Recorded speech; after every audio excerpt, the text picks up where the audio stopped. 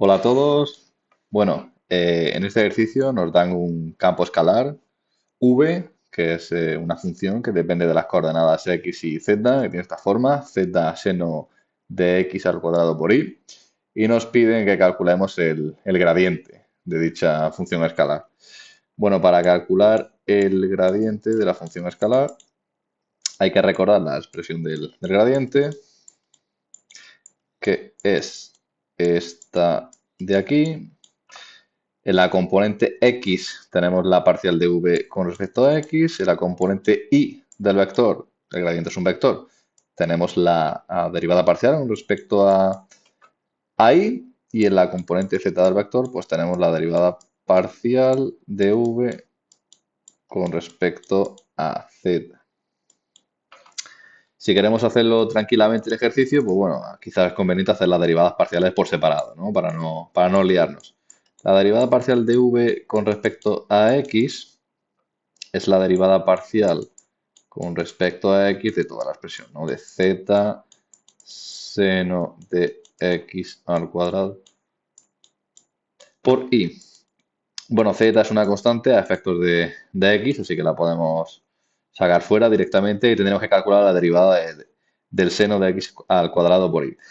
Para calcular la derivada de esta parte, de seno al cuadrado, de seno, perdón, de x al cuadrado por y, tenemos que calcular o tenemos que utilizar la regla de la cadena de las derivadas, ¿no? La regla de la cadena nos dice que la derivada del seno de x al cuadrado por y, pues es el coseno, que es su derivada, el coseno de lo que haya dentro, x al cuadrado por y, por la derivada de lo que hay dentro, que es lo que hay dentro, x al cuadrado y, con respecto a x, que es en la componente en la que estamos. Entonces, bueno, ¿qué sería esto? La derivada de x al cuadrado y con respecto a x, pues es 2xy. Entonces, básicamente tendríamos z por 2 por x por y por el coseno de x al cuadrado por y. Si hacemos lo mismo, calculamos la derivada parcial, pero con respecto a y, que es la derivada parcial con respecto a y de esta misma expresión.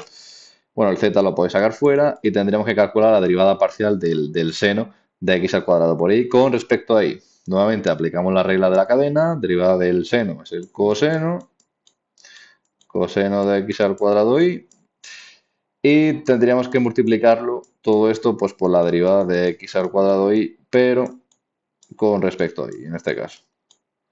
Bueno, la derivada de x al cuadrado y con respecto a y es simplemente x al cuadrado, ¿no? Entonces tendríamos x al cuadrado z coseno de x al cuadrado y. La tercera derivada, que es la derivada parcial de v con respecto a z, quizá la más sencilla de calcular, ¿no? En este caso.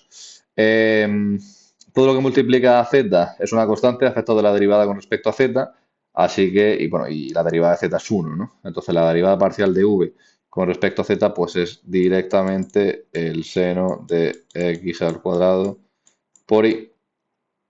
Con esta información podemos reconstruir la función gradiente, ya tenemos su expresión arriba.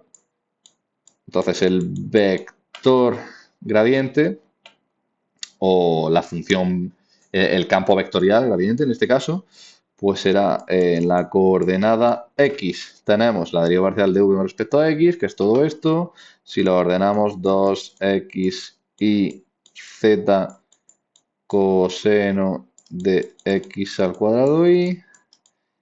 En la componente y vector unitario, pues tenemos la derivada de v con respecto a y, que la tenemos aquí. Tendríamos x al cuadrado z coseno de x al cuadrado y le sumamos la componente z, le sumamos la componente z, que tenemos en este caso, pues el seno de x al cuadrado y. Y ya está, esta sería la solución. Este sería el gradiente, nuestro campo vectorial resultante.